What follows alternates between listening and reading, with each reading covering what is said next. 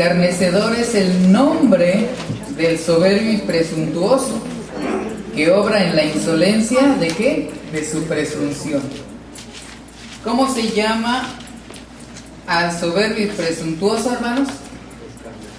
Escarnecedor. Porque ese es el nombre. Nuestro Dios le pone escarnecedor. ¿Qué quiere decir escarnecedor? Dicen que el Señor Jesucristo sufrió el escarnio, ¿sí? ¿Sí se acuerdan? ¿Con qué es escarnio? Burlas. El que hiere, ¿no? El que hiere. ¿Pero por qué hiere, hermano?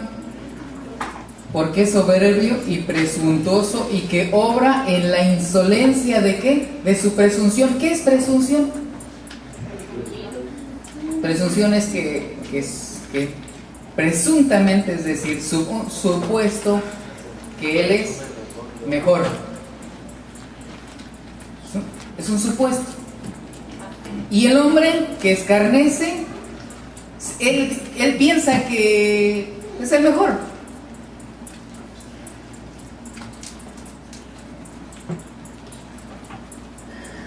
Escarnecedor es el nombre del soberbio y presuntuoso que obra en la insolencia de su presunción. Qué difícil.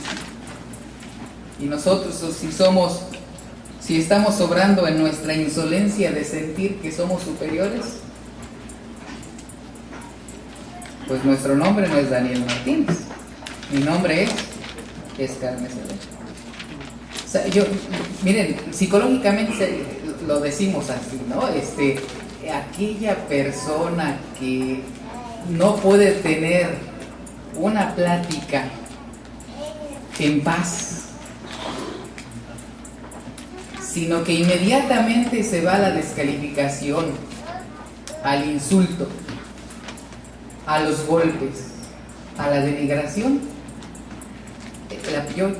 Hermanos, esa es la persona que es menos. Pretendiendo ser el mejor, por ejemplo, acuérdense del grandote, ¿no? Hasta en las caricaturas, el grandote siempre lo ponen en las caricaturas como el más, ¿sí? Así la palabra, tontito, ¿no? Que como no es muy inteligente, así entre comillas, ¿qué utiliza para imponer su voluntad? Su fuerza.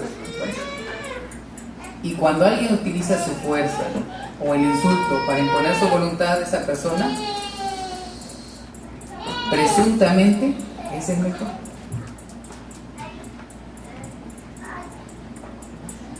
No es capaz de un diálogo.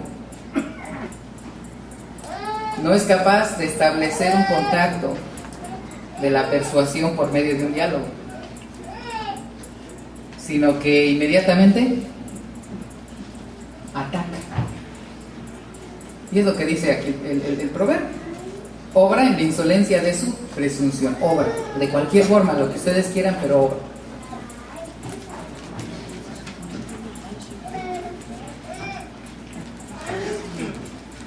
Decía yo hace un momento, pero lo voy a poner en las palabras del apóstol Pablo, porque ahí lo saqué, 2 Timoteo capítulo 3.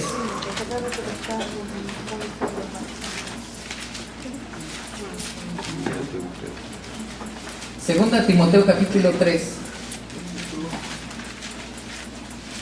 versículos del 2 al 4 dice: porque habrá hombres amadores de sí mismos, ávaros, vanagloriosos, soberbios, blasfemos, desobedientes a los padres, ingratos, impíos, sin afecto natural, implacables, calumniadores, intemperantes, crueles, aborrecedores de lo bueno, traidores, impetuosos, infatuados, amadores de los deleites más que de Dios.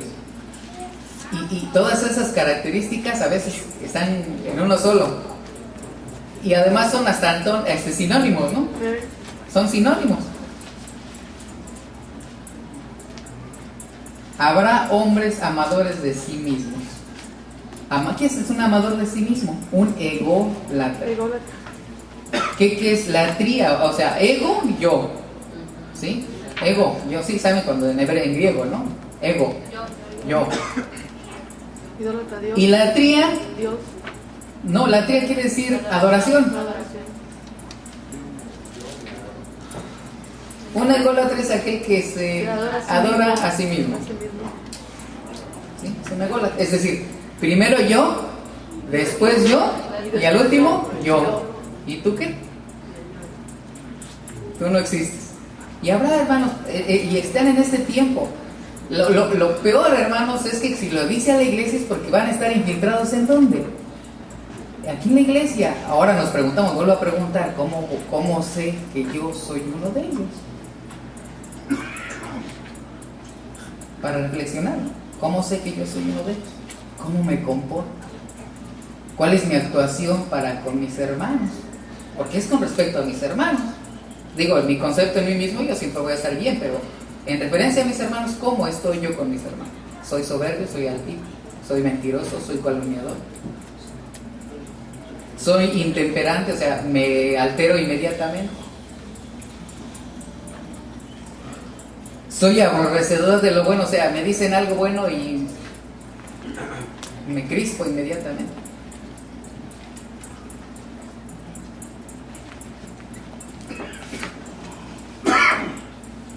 Dice el versículo 5, por eso decía yo, ¿no? Con respecto a esto, porque si yo me catalogo a mí mismo, imagínense, yo soy el mejor. Pero dice el versículo 5 que tendrán apariencia de ¿qué? De piedad. Pero negarán la eficacia de ellos a estos que evitan. Digo, nos está diciendo a nosotros. Se ven buenas gentes, pero ya cuando los conoce uno de cerca, cuando conoce uno Su hábitat. Sí, dice un proverbio mexicano muy bueno. ¿Quieres conocer a Inés? Vive con ella un mes. Cuando ya en la convivencia cotidiana ya nos damos cuenta de cómo son. Porque a muchos de nuestros hermanos aquí al frente, hermanos obreros, nos han dicho, hermanos, aquí damos una cara, pero allá afuera somos otra. Aquí somos con la gente muy bonita, hermana, qué bueno. Pero allá afuera, ¿cómo somos? Y luego por eso dice, tendrán apariencia de piedad, pero negarán la eficacia de ella, a estos evita, porque son amadores de sí mismos, ávaros, vanagloriosos, soberbios, blasfemos, desobedientes a los padres, ingratos, impíos. Bueno, cualquiera de esas características, como ya vimos, puede tenerla. Una o todos, ¿verdad? Cualquiera. Es como el que infringe la ley. El que infringe un mandamiento se hace ¿qué? Acreedor de todo. Y es igual. Bueno. Si soy un calumniador, no me va a decir que no soy un soberbio, ¿verdad? Si soy un altivo, no me va a decir que no soy un soberbio. Si soy un sin afectos natural, no me van a decir que no soy un soberbio. La característica de un soberbio. Dice primera carta de Pedro.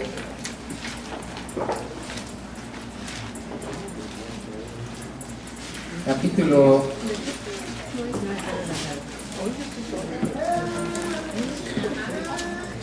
Pedro. Sí, primero de Pedro, ¿cómo no? Sí, primera carta del apóstol Pedro,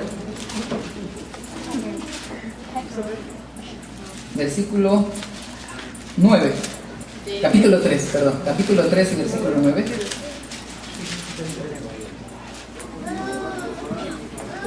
Dice, no devolviendo mal por mal, ni maldición por maldición, sino por el contrario, ¿qué dice? Bendiciendo, sabiendo que fuisteis llamados para que heredaseis bendición. Nada más la primera parte, no devolviendo mal por mal, ni maldición, ¿cuál maldición? Me hizo, se me la paga. Si me dio un codazo, yo le doy uno, y si puedo más fuerte. Si me pisó un pie, yo se lo piso, pero más fuerte, para que aprenda.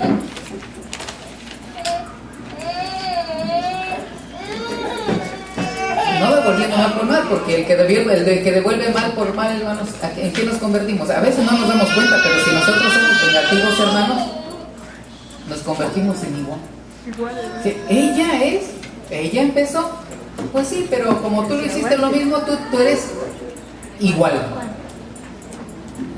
El haber devuelto el mar por el mar nos hace igual. Sí, o sea, si me hace un mal, ¿para qué le hago lo mismo?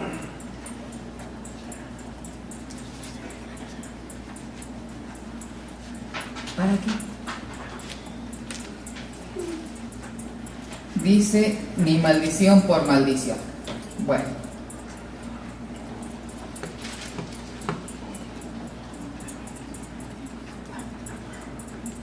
Dice el Salmo 119, 51.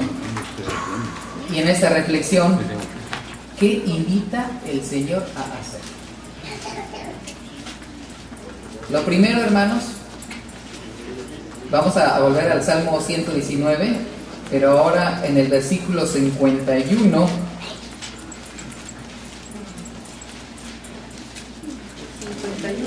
¿Qué es lo que invita el Señor a hacer en dado caso de que yo ya me haya calificado y diga yo aprobé? Pero aprobar como soberbio. Aprobado. Dice Salmo 119 en el versículo 51. Dice así: los soberbios se burlaron mucho de mí, mas no me he apartado de tu ley. La primera cosa que debe de uno hacer es, hermanos, no apartarse de la ley. Porque si inmediatamente que nosotros nos apartamos de la ley de nuestro Dios, hermanos, pues ¿qué hacemos? Lo mismo que ellos. Entonces nos convertimos en unos soberbios. Dice el rey David en este cántico: los soberbios se burlaron mucho de mí, mas no me he apartado de tu ley. Si nosotros, hermanos, la primera cosa que nos invita a los judíos a hacer es guardar su ley. Dice el número 69, el versículo 69 dice así: contra mí forjaron mentira los soberbios, mas yo guardaré de todo corazón tus mandamientos. ¿Y cuáles son esos dos grandes mandamientos, hermanos? ¿Cuáles son los dos grandes mandamientos? Le preguntaron al Señor: ¿cuál es el más grande mandamiento? Dice: amarás a tu Dios con todo tu corazón, con todas tus fuerzas. ¿Y el segundo? El segundo dice lo que dice el Señor. El segundo es semejante. No dice es inferior, es menor, sino dice es semejante a este. Es decir, es parecido a este. ¿Qué es, hermanos? ¿Cuál es? Amarás a tu prójimo como a ti mismo. Dice, de estos depende la ley y los profetas. Y el amar a nuestro hermano implica, ¿qué implica, hermano? Respetarlo, amarlo, ayudarlo. ¿Qué más implica? Orar por él, sentir lo que él siente. Eso implica, ¿no? Eso es guardar la ley. Eso es guardar la ley. El proverbio 19 del capítulo 16 del libro de los Proverbios, es decir, Proverbios capítulo 16, el proverbio 19.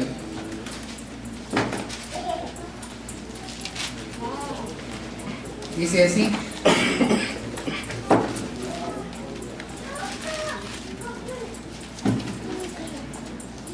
mejor es humillar el espíritu con los humildes que repartir despojos con los soberbios.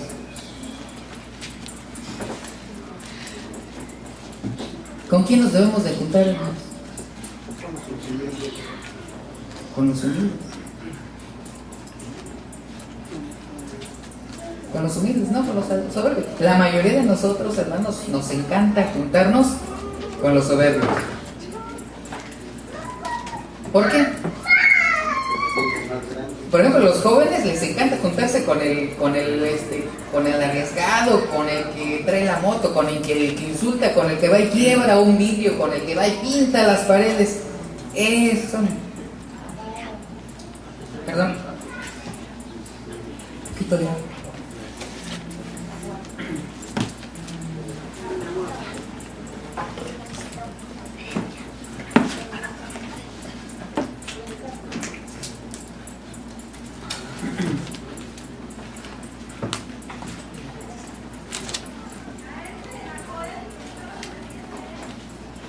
Gracias. Es mejor juntarse con los humildes. Es mejor.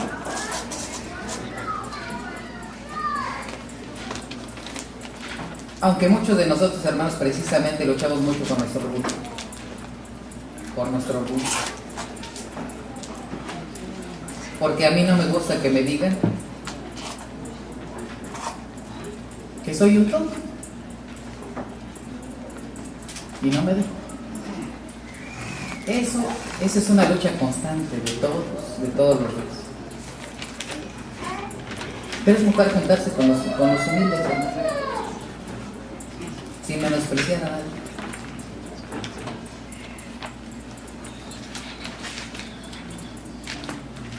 Tito 1:7 dice hasta dónde llega el Señor.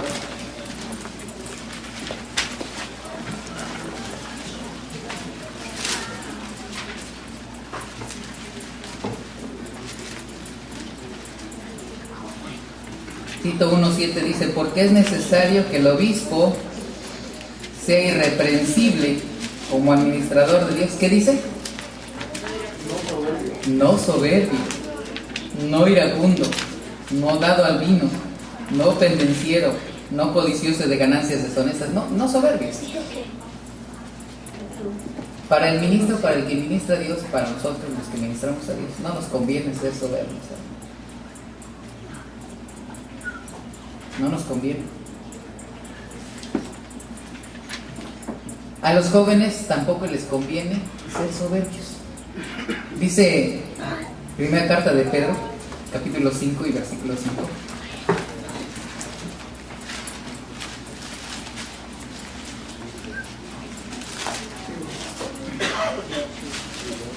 Dice, igualmente jóvenes, estad sujetos a los ancianos y todos sumisos unos a otros y revestidos de humildad, porque Dios resiste a los soberbios y da gracia a quienes.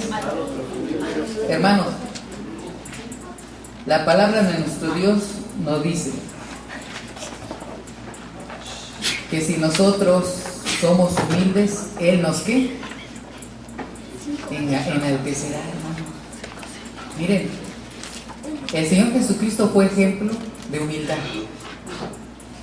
Y por esa humildad, por hacerse humilde, dice que se humilló hasta lo sumo, hasta lo más bajo. Pero Dios ¿qué? Le exaltó ¿hasta dónde? Hasta lo máximo. Y es lo que nuestro Dios quiere también para nosotros. Y el Señor Jesucristo, estando en esta carne, se humilló así mismo. Igual que nosotros, en esta carne, nosotros no podemos humillarnos igual que Él, hermano. No podemos resistir lo que nos diga. O decimos, oh, bueno, porque era el Señor Jesucristo, porque era el Hijo de Dios. No, hermano, Él fue el carne como nosotros y sufrió tentaciones igual que nosotros. Y pudo haber sido soberbio. Y mucho más sabiendo que en esta tierra era superior a todos nosotros como hijos de Dios. Pero dice que Él no tuvo por su ocasión ser igual. Le dijo, tomar siquiera, pues porque yo soy hijo de Dios. A ver, ábranse, ¿verdad? Háganse un lado. Eso no. Nuestro Señor Jesucristo fue ejemplo de humildad, ¿no? Y nos invita a hacer.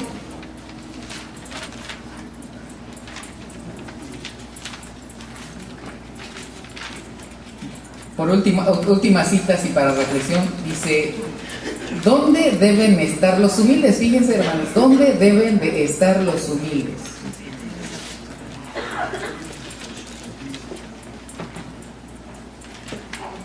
¿Dónde deben de estar los humildes? Dice, primera carta a los Corintios, capítulo 6 y versículo 4.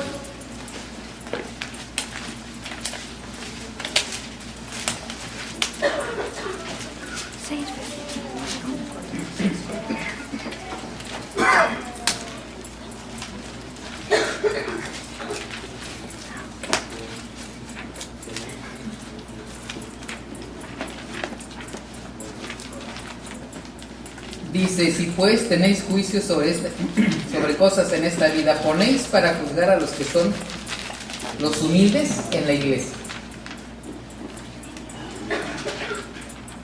Para avergonzaros lo digo, pues que no hay entre vosotros sabio ni aun uno que pueda juzgar entre sus hermanos.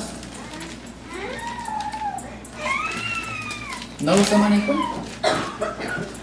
Pero el humilde, el que es sencillo, tiene más capacidad.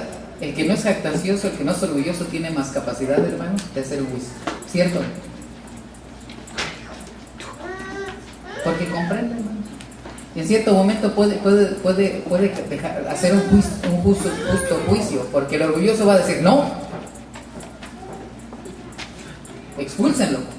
Y si hubiera la potestad de matarlo, cuélguenlo, ¿no? Pero no, cometió un error, hermanos.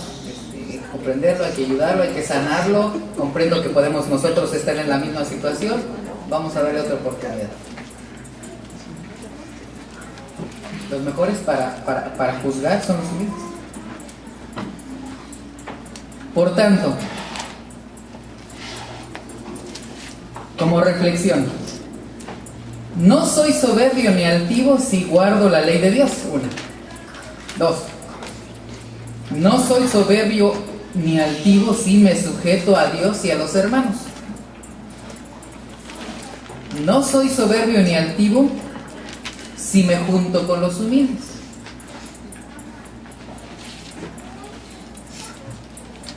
Y por último, no soy soberbio ni altivo